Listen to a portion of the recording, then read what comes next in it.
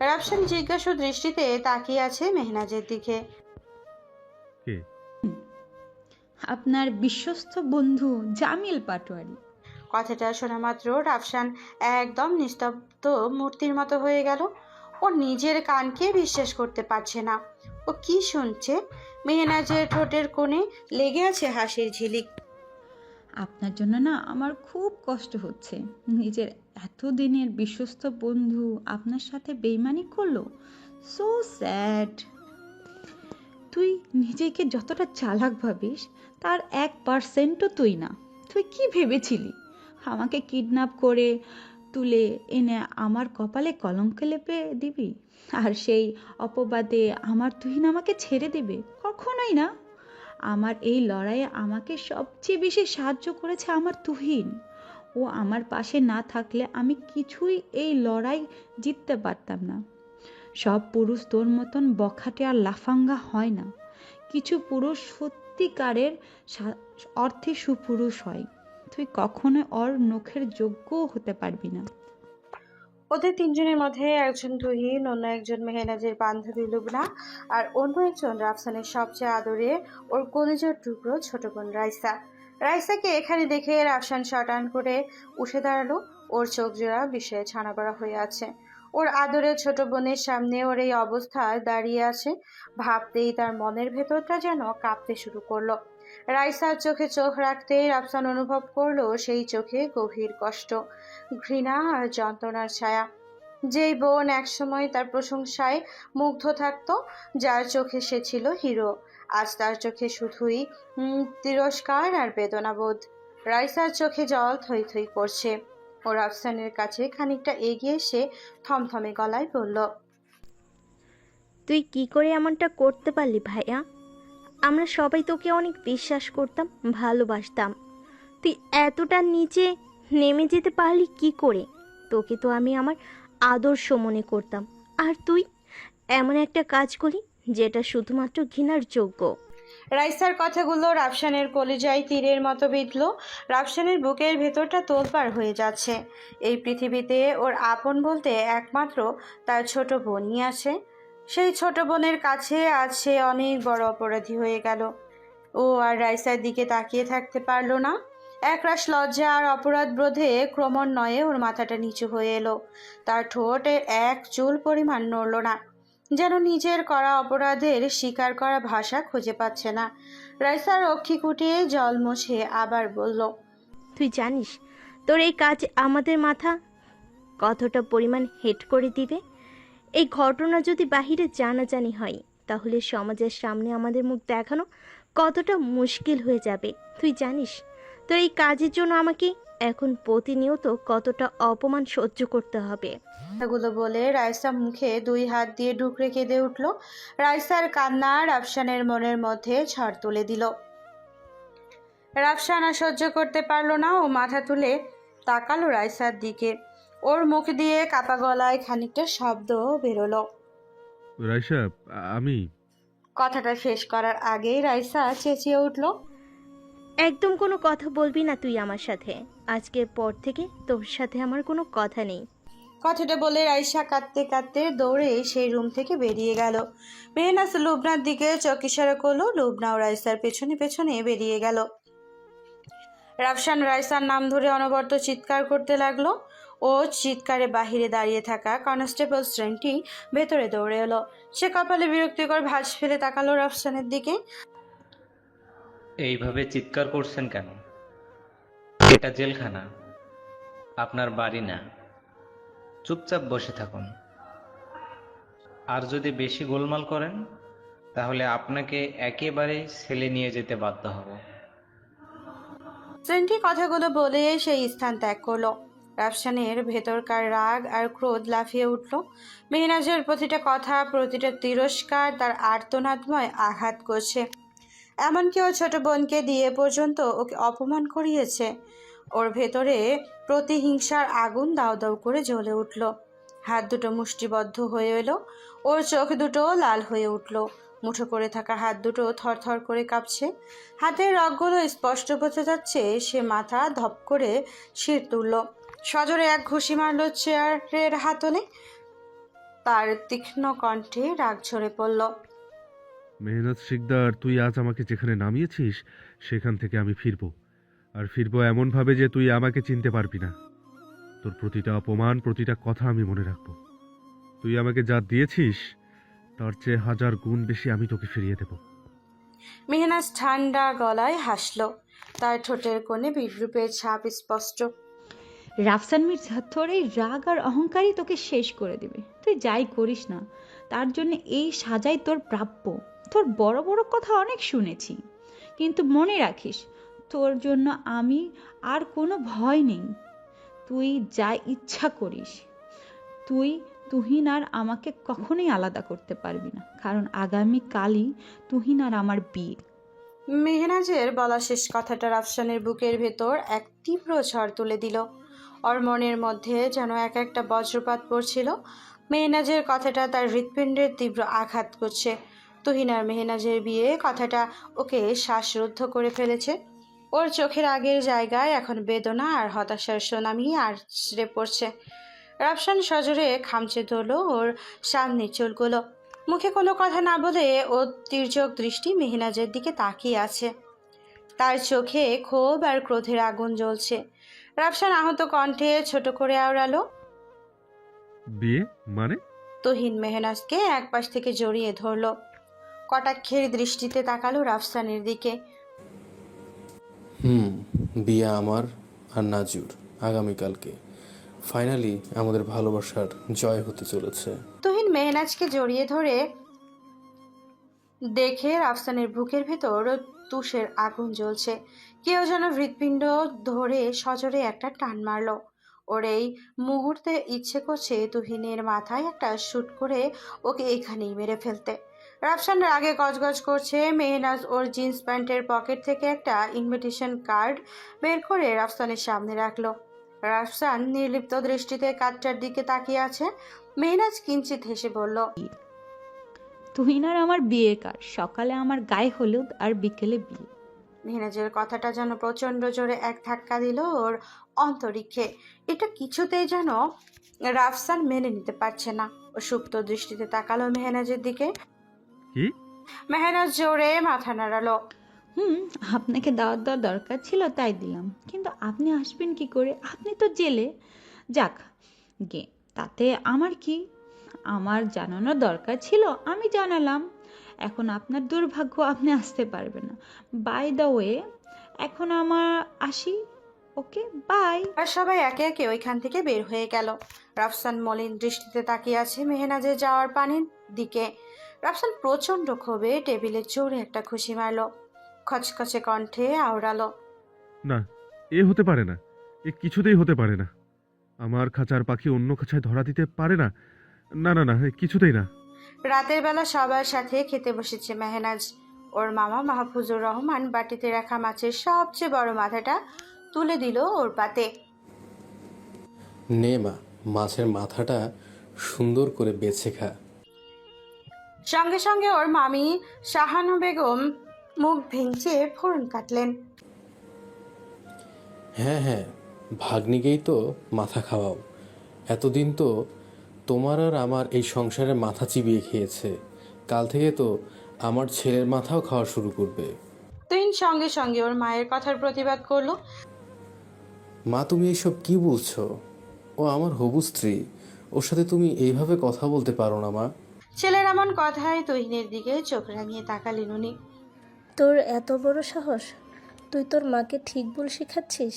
তারপর মেহনাজের দিকে আঙ্গুল তুলে চেঁচিয়ে উঠলেন, এই মেয়েটা আমার সংসারটাকে শেষ করে দিল। বাবা মাকে খেয়ে এখন আমার সংসারটাকে খেতে উঠে পড়ে লেগেছে, ডাইনে কোথাকার। কথাটা বলেই শাহানা বেগম প্লেটটা হাতে নিয়ে টেবিল থেকে উঠে হনহন করে চলে গেলেন। কথাগুলো মেহনাজের শ্রবণ শক্তি নিতে পারল না, ওর মন নিতে পারল না। সঙ্গে সঙ্গে ওর চোখে এক প্রস্থ জল এসে ভিড় করলো। চোখ থেকে পানি গড়িয়ে পড়ার আগেই তা সন্তর্পণে মুছে নিল। প্লেট থেকে মাছের মাথাটা উঠিয়ে রাখতে যাবে, তৎক্ষণাৎ মাহফুজুর রহমান বাদ সাধল। না, একদম উঠবি না, পুরোটা খেয়ে শেষ করবি। মেহনাজ ভাঙা কণ্ঠে শুধালো, এই মাছের মাথা আমার গলা দিয়ে নামবে না মামা। মাহফুজুর রহমান পরম মমতায় ওর মাথায় হাত বুলিয়ে দিলেন। মামি তো তোর মায়ের মতো, রাগ করে না হয় দুটো কথা বলেছে, তাই বলে তোর এই মামাটাকে এভাবে কষ্ট দিবি? তুই এই মাছের মাথাটা না খেলে আমি রাতে কিছুই খাবো না। তুহিন ওর বাবার সাথে তাল মিলালো। আমিও খাবো না। মাহফুজুর রহমান মাছের মাথাটা ভেঙে মেহনাজের মুখের কাছে ধরলেন।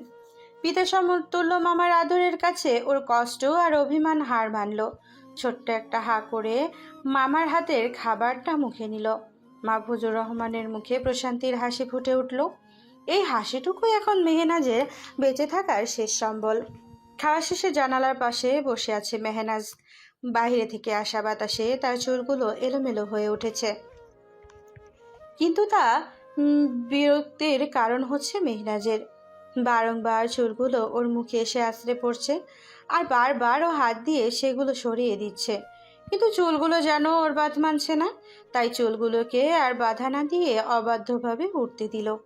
কিন্তু শীতল বাতাসের স্পর্শ তার শরীরকে স্পর্শ করতে পারল না, তা মনকে স্পর্শ করতে পারছে না। আজকে যেন বড্ড অবাধ্য হয়ে গেছে ওর মনটা। মনের ভেতরটা খুব আনচান আনচান করছে, কেমন যেন একটা অশান্তি বিরাজ করছে ওর অন্তরিক্ষে। চোখ বন্ধ করতেই অতীতের কিছু স্মৃতি ও চোখের সামনে ভেসে উঠল। একটা মুখ যেন ওকে হাতছানি দিয়ে বারবার তার কাছে ডাকছে, কিন্তু তাকে ছুতে চেয়েও যেন মেহনাজ ছুতে পারছে না। হঠাৎই সেই মুখটা অন্ধকারের কুয়াশার মতো হারিয়ে গেল। ও কিছুটা কেঁপে উঠল। সঙ্গে সঙ্গে অক্ষি যুগল মেলে ধরল। ওর চোখের কোণে একরাশ জল ছলছল করে উঠল।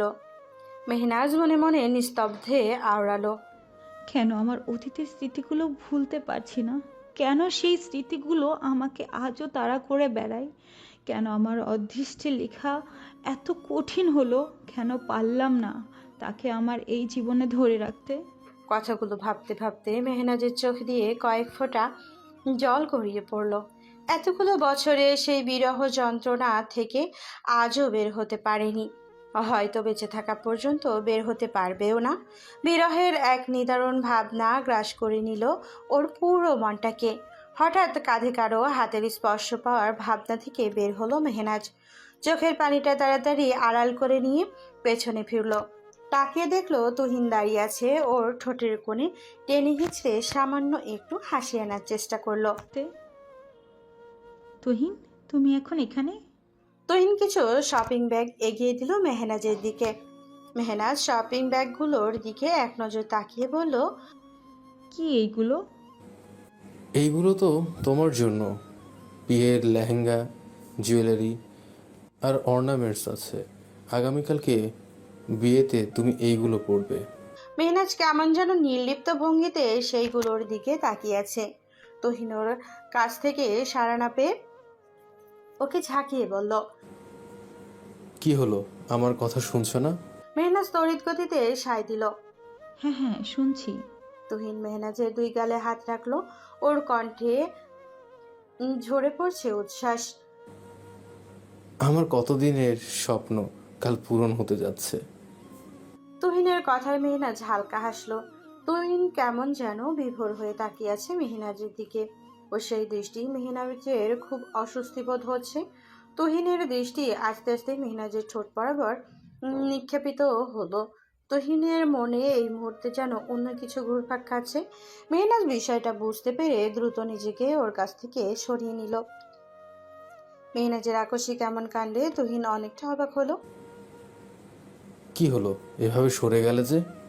মেহনাজ কথা এড়িয়ে গিয়ে হড়বড় গতিতে বলে উঠল, তুহিন, আমার না খুব ঘুম পাচ্ছে, প্লিজ তুমি এখন যাও, কাল তাড়াতাড়ি উঠতে হবে। তুহিন মেহনাজের রুম থেকে যেতে কিছুটা অনীহা প্রকাশ করলো, কিন্তু মেহনাজ এক প্রকার জোর করে তুহিনকে রুম থেকে বের করে দরজা লাগিয়ে দিল। মেহনাজের বুকের ভেতরটা কেমন যেন হাহাকার করছে। কেমন বিরাট এক শূন্যতা অনুভব হচ্ছে ওর মন গহীনে। তাহলে কি আজও মেহনাজ ওকে সংবরণ করে নিল? না না, আমি এসব কি নিয়ে ভাবছি? সে তো আমার অতীত ছিল, এইগুলো নিয়ে আমি আর ভাবতে চাই না। কথাগুলো ভেবে নিজের মনকে কোনোভাবে সান্ত্বনা দিয়ে ঘুমিয়ে পড়ল। রাত ৩টা। একটা কালো পাজেরো গাড়ি দাঁড়িয়ে আছে মেহরাজের বাড়ির কিছুটা দূরে। তার লক্ষ্য শিকদার ভিলার দিকে। সে ফোন বের করে একজনকে ফোন দিয়ে বলল। Mission is ready. অপর প্রান্তে থাকা লোকটা ফিচেল হাসলো। Good, very good. সব খবর যেন টাইম টু টাইম আমার কাছে আসে। চিন্তা করবেন না স্যার, আমি এখানে আছি। আপনি সময় মতো সব খবর পেয়ে যাবেন। অপর প্রান্তে থাকা লোকটা ফোনটা রেখে দিয়ে হো হো শব্দে হেসে উঠল। ঠোঁট জোড়া বাঁকিয়ে বলল। Time and tide wait for none. নিস্তব্ধ রাতের নিঃসর্গে যেন এক অদ্ভুত শান্ত বিষণ্ণতা নেমে এসেছে। চারপাশে শুধু শুধু গভীর এক নিস্তব্ধতা।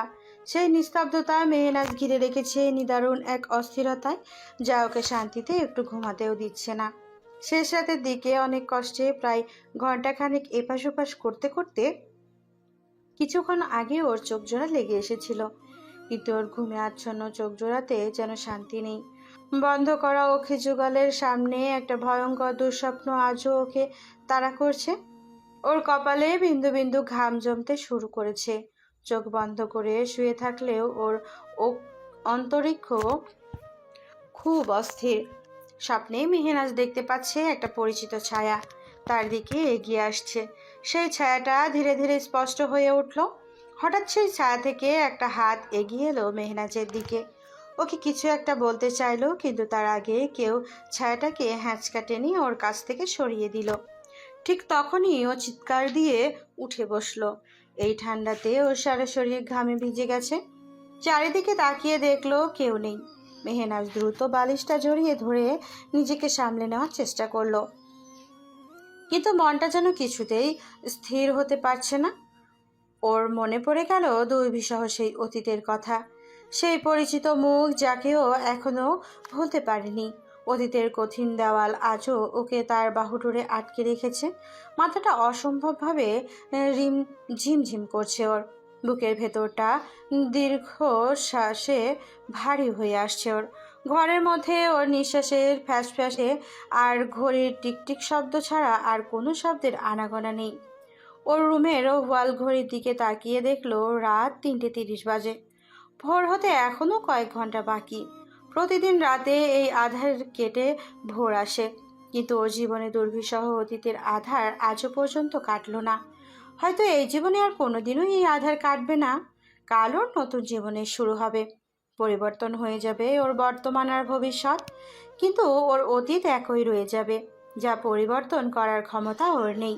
কষ্ট, যন্ত্রণা আর বিরহ, এই তিনটার সংমিশ্রণেই ওর ভাগ্যর লিখন। কথাগুলো ভাবতে ভাবতে কম্বলটা গায়ে জড়িয়ে নিয়ে গুটিসুটি মেরে শুয়ে পড়ল। রাত 4টা। রাতের আকাশে চাঁদটার আলো যেন বিষাদের রং মেখে নেমে এসেছে। চারপাশের প্রকৃতি নিস্তব্ধ, কিন্তু সেই নীরবতায় লুকিয়ে আছে কোনো অজানা গল্পের ইঙ্গিত। একটা অন্ধকার ঘরে রকিং চেয়ারে বসে আছে একজন। মুখে তার অসীম গাম্ভীর্য আর ঠোঁটে জ্বলন্ত সিগারেট ধরা। ধোঁয়ার কুণ্ডলি ধীরে ধীরে ওপরের দিকে উঠছে। ঘরের নিস্তব্ধতা আর ধোঁয়ার গন্ধ যেন একটা ভারী পরিবেশ তৈরি করছে। তার চোখে একটা গভীর শূন্যতা, যা অন্যদিকে যেমন বেদনার কথা বলে, তেমন অন্যদিকে গোপন কিছুর ইঙ্গিত দেয়। রকিং চেয়ারের মৃদু দোল আর সিগারেটের অর্ধেক জলে যাওয়া অংশটা যেন কোনো অজানা অপেক্ষার সাক্ষী হয়ে আছে।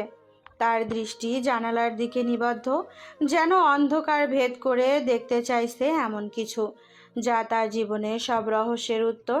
রকিং চেয়ারে বসে থাকা লোকটা তার ফোন বের কারো সঙ্গে যোগাযোগ করলো। সব রেডি তো? অপর প্রান্ত থেকে ভরাট গলায় উত্তর এলো। হ্যাঁ স্যার, সব প্রস্তুত। শুধু আপনার সিগন্যালে আমরা কাজ শুরু করব। লোকটা ফোন রেখে ছবি বের করলো। ছবিটা কারো একজনের শৈশবের ছবি। সে অপলক দৃষ্টিতে তাকিয়ে আছে ছবিটার দিকে। লোকটার চোখে জড়িয়ে আছে রাগ আর ক্রোধের এক অদ্ভুত সংমিশ্রণ। সেই ছবিটাতে আলতো করে হাত বুলালো। তার চোখ জোড়া তীক্ষ্ণ দৃষ্টি ছবিটার দিকে। চোখে ফুটে আছে তার একরাশ ক্ষোভ আর ক্রোধ। মুহূর্তে মটমট করে উঠল তার চিবুক।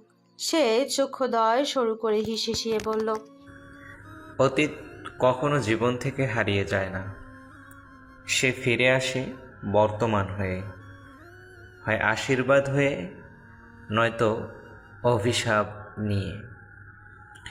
কিছু গল্পের কখনো শেষ হয় না, আর এই গল্পের শেষটা আমার ইচ্ছে মতোই হবে। কথাটা বলেই বাঁকা হাসির এক ফোয়ারা জ্বলে উঠল তার অষ্টপুটে। সকাল 8টা। শিকদার ভিলায় বিয়ের প্রস্তুতি তুঙ্গে। বাড়ির লোকজন সবাই ব্যস্ত। গায়ে হলুদের রমরমা আয়োজন চলছে। বাড়ির সব মহিলা আর মেয়েরা হলুদের শাড়ি পরে ব্যস্ত সময় পার করছে। বিভিন্ন রঙের লাইট আর ফুল দিয়ে পুরো বাড়ি সাজানো হয়েছে। হলুদের ঘ্রাণ আর মিষ্টি সুগন্ধে ভরে উঠেছে পরিবেশ। মহিলারা মেহেদি, কাঁচা ও হলুদ আর ফোন্দা সহ হলুদের তত্ত্ব তৈরি করছে। কিছুক্ষণের মধ্যেই হলুদের অনুষ্ঠানের মাধ্যমে বিয়ের প্রাথমিক কার্য শুরু হবে। এদিকে মাহফুজুর রহমান আর তুহিন সকাল থেকে একের পর এক কাজে নিয়ে ব্যস্ত। শাহানা বেগম বিক্ষিপ্ত চিত্তে সবটা সহ্য করে যাচ্ছে। একমাত্র ছেলের বউ হিসেবে উনি মেহনাজকে মেনেই নিতে পারছেন না। ওনার অনেক ইচ্ছে ছিল ছেলেকে বড় এক ঘরে বিয়ে করিয়ে মোটা অঙ্কের যৌতুক, ফ্রিজ, গহনা আরও দামি দামি আসবাবপত্র নেবার, কিন্তু তার সব আশা নিরাশায় পতিত হলো। শাহানা বেগম দাঁতে দাঁত চেপে মেহনাজকে উদ্দেশ্য করে বিড়বিড় করে বললেন। রাইসার মন খারাপ করে হাঁটুতে মুখ গুজে বসে আছে। গতকাল থেকেই ভালো করে খাওয়া দাওয়া ও করছে না, সারাদিন কাঁদছে। ওর মা অনেকবার ওকে জিজ্ঞেস করেছে কি হয়েছে, কিন্তু ওর বারবার ওর মায়ের কথা এড়িয়ে গেছে। কিন্তু মায়ের কথা এড়িয়ে গেলেও নিজের মনকে কি করে এড়াবে সে? তার যে ভাইয়ের কথা খুব মনে পড়ছে। ওর ভাইয়ের সাথে কাটানো মধুর স্মৃতিগুলো বারবার ওর চোখের সামনে ভেসে উঠেছে। যে ভাইয়ের বুকে কত রাত মাথা দিয়ে ঘুমিয়ে রাত পার করেছিল, সেই ভাইয়ের বুকে আজ সে ঘৃণার তীক্ষ্ণ তীর ছুঁড়ে মেরেছে। কথাটা ভাবতেই তার বুকের ভেতরটা হু হু করে উঠল। চোখে বেয়ে অশ্রুধারা স্রোতের বেগে গড়িয়ে পড়ল। এক অভ্যন্তরীণ বিষাদের যুদ্ধ চলছিল ওর অন্তরিক্ষে। হঠাৎ মাথায় কারো হাতের স্পর্শ অনুভব করলো। রাইজের সঙ্গে সঙ্গে নিজেকে স্বাভাবিক করে নিল। মাথা নিচু করে দ্রুত গতিতে হাতের উল্টো পিঠে আখি চুকুলের পানিটা মুছে নিল। মাথা তুলে দেখলো তার বাবা আফতাব মির্জা দাঁড়িয়ে আছেন। আফতাব মির্জা খাটের এক কোনায় বসলেন। মেয়ের দিকে তাকিয়ে বললেন, কি হয়েছে আমার রাইসা মায়ের? রাইসা ওর বাবাকে কিছু বুঝতে দিতে নারাজ। ঠোঁটের কোণে টেনে হিচড়ে খানিকটা হাসিয়ে আনার চেষ্টা করলো। কিছু হয়নি তো বাবাই। আফতাব মির্জা মেয়ের মুখের দিকে তাকিয়ে আছেন। চোখের চশমাটা খুলে নিয়ে সুপ্ত কণ্ঠে বললেন, বাবার চোখে ফাঁকি দিবি না মা, ভাইয়ের জন্য মন খারাপ লাগছে বুঝি? রাইসা কিছু বলছে না, মাথা নিচু করে বসে আছে। আফতাব মির্জা এক হাতে রাইসাকে কাছে টেনে নিলেন। চিন্তা করিস না মা, তোর ভাই খুব দ্রুত ফিরে আসবে, সব কিছু ঠিক হয়ে যাবে। রাইসা আনন্দে ফ্যাত ফ্যাত করে কেঁদে উঠল। সত্যি বলছি বাবাই, ভাইয়া ফিরে আসবে? আফতাব মির্জা জোরে মাথা নাড়লেন। আমি কি আমার মাকে মিথ্যা বলতে পারি? রাইসা ছোটবেলার মতো বাবার গালে ভালোবাসার চুমু দিয়ে ওর বাবাকে জড়িয়ে ধরলো। তুমি আমার পৃথিবীর বেস্ট বাবা। I love you, I love you, I love you বাবাই। মেয়ের এমন খুশিতে ওনার চোখে পানি এসে ভিড় করলো। উনি পরম মমতায় মেয়ের মাথায় হাত বুলিয়ে দিলেন। মনে মনে বললেন, কবে যে তোর মতো আমার ছেলেটাও আমাকে এইভাবে জড়িয়ে ধরে বাবা বলে ডাকবে। আমি যে ওর মুখে বাবা ডাকটা শোনার জন্য অধীর আগ্রহে অপেক্ষা করছি। জানি না আমার সেই অপেক্ষার অবসান কবে ঘটবে। ওদের বাবা আর মেয়ের স্নেহমাখা দৃশ্য দরজার সামনে থেকে দাঁড়িয়ে দাঁড়িয়ে দেখছেন ওনার সহধর্মিণী দিলরুবা বেগম। খুশিতে ওনার চোখের পানি এসে গেল।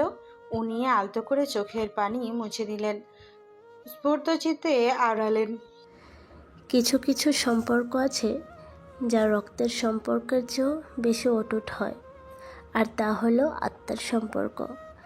আমি জানি এই সম্পর্ক কখনোই ছিন্ন হবে না, কারণ এই সম্পর্ক যে ভালোবাসার বাহুডোরে আবদ্ধ।